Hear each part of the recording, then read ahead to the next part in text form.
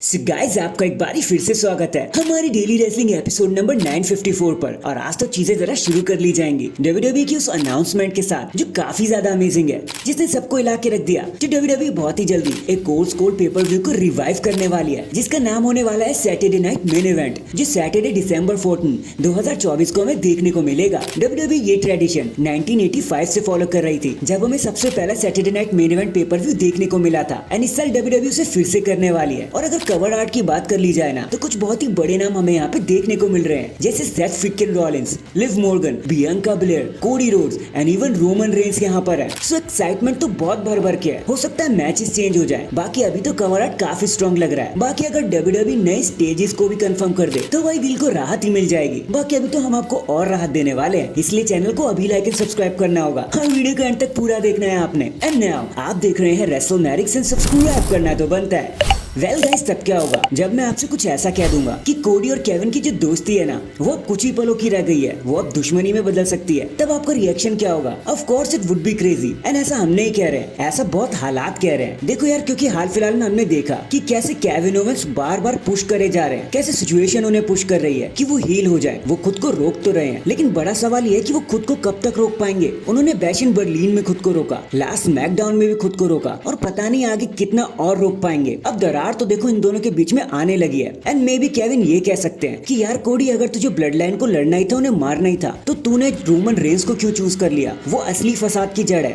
और तू Roman Reigns का साथ दे रहा है। तूने मुझे केविन ओवेंस को क्यों नहीं चुना? और शायद यही एक रीजन हो सकता है कि इनकी दोस्ती के बीच में दरार पड़ जाए। बाकी एक ना एक दिन तो देखो ये सब होना ही है। केविन ओवेंस काफी समय से रेसलमेनिया 39 के आसपास से ही फेस चल रहे हैं, तो हो सकता है डब्ल्यूडब्ल्यूई अब उन्हें हील बना दे। बाकी देखते हैं अब उनकी अट्टामाजी सटकली कब होती है, ये एग्जीक्यूट कब होता है। #FightOwensFight। Next the charismatic enigma. Jeff Hardy आजकल बहुत लाइट बटोर रहे हैं because of his face paint, जो भी इन्होंने अपने चेहरे पे किया। क्योंकि हाल फिलहाल में हमने देखा है वो कैसे जो भी फेस पेंट करते हैं ना, वो कितने आइकॉनिक होते हैं। तो भी हाल ही में TNA में एक इवेंट को ज्वाइन करते हुए उन्होंने अपने फेस पेंट को जो यूज किया ना, वो exact Bray Wyatt the field के मास्क जैसा लग रहा था। ऑब्वियसली वो वहाँ पे ब्रे वाइट को ट्रिब्यूट ही दे रहे थे, वो भी अपनी स्टाइल में, जिसे देखकर काफी ज्यादा मजा आया। बाकी आपको ये फेस पेंट कैसा लग रहा है भाई, कमेंट करके मुझे जरूर बता देना। इसके बाद अभी हाल ही में एक इंटरव्यू देते हुए जब दी इरेडिकेटर रिया रिप्ली से पूछ लिया गया कि अगर आपको सर्वाइवर सीरीज वॉर गेम्स के लिए एक ड्रीम टीम असेंबल करनी हो तो आप कैसी टीम को पिक करोगे? तो रिया रिप्ली ने एकदम से कह दिया कि देखो, अगर मुझे चांस मिलता टीम चूज करने का तो ज्यादा हार्ड नहीं होगा, क्योंकि मैं सबसे पहले चूज करती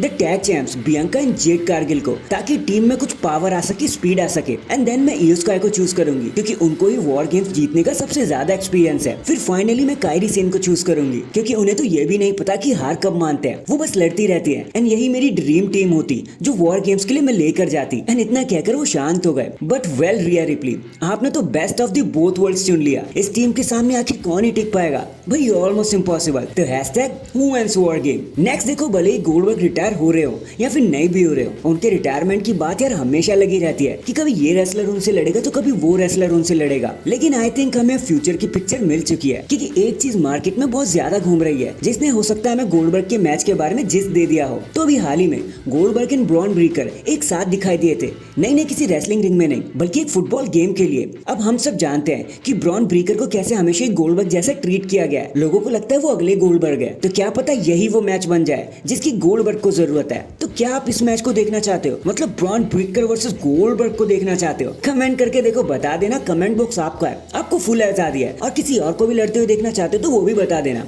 #Braun versus Goldberg. In the and हम जानते हैं कि जब से द रॉक ने रेसलमेनिया 40 या एक्सेल में धमाल मचाया है, तब से आप सभी यही सोच रहे होंगे कि आखिर वो वापस कब आने वाले हैं, वो रॉ आफ्टर मीनिया के बाद दिखाई क्यों नहीं दे रहे। तो शायद हमारे पास आपकी बातों का कंप्लीट जवाब आ चुका है। सो गाइस, जैसा कि हम जानते हैं कि द रॉक अपनी एक नई मूवी के लिए काम कर रहे हैं, which is the red one. Trailer बाहर हो चुका है, आप जाके देख सकते हो। क्रिसमस के अराउंड ये मूवी रिलीज की जाएगी, तो जस्ट उसे प्रमोट करने के लिए हो सकता है डब्ल्यूडब्ल्यूई स्मैकडाउन या रॉ को अटेंड करते हुए नजर आ जाए, उसकी अपीयरेंस ही दे दे, ताकि ब्लड लाइन को स्पार्क मिल जाए एंड उनकी मूवी को अल्ट्रा प्रमोशन दे दिया जाए। इससे दोनों ही पार्टीज का फायदा है, डब्ल्यूडब्ल्यूई एंड द रॉक दोनों का ही फायदा हो जाएगा। बाकी लेट्स सी डब्ल्यूडब्ल्यूई इस वाली ट्रिगर को कब पुल करना पसंद करेगी। भाई द रॉक चाहे कैसे भी आए, चाहे मूवी को प्रमोट करे चाहे रेसलिंग को, मन को देखने में बड़ा मजा आता है। तो #Bring it on। So that is it guys, अभी के लिए तो बस इतना ही। आप आप मुझे बताना। अगर केविन एंड कोडी के बीच में दुश्मनी होती है तो आप कैसा स्टेज देखना चाहोगे, कैसा मैच देखना चाहोगे इनके बीच में, कमेंट करके जरूर बताना। एंड अगर चैनल पर नए हैं तो चैनल को अभी लाइक एंड सब्सक्राइब कर दो। बाकी मैं मिलता हूँ आपसे किसी और अपडेट के साथ, तब तक के लिए अपना ख्याल रखें और खुश रहें।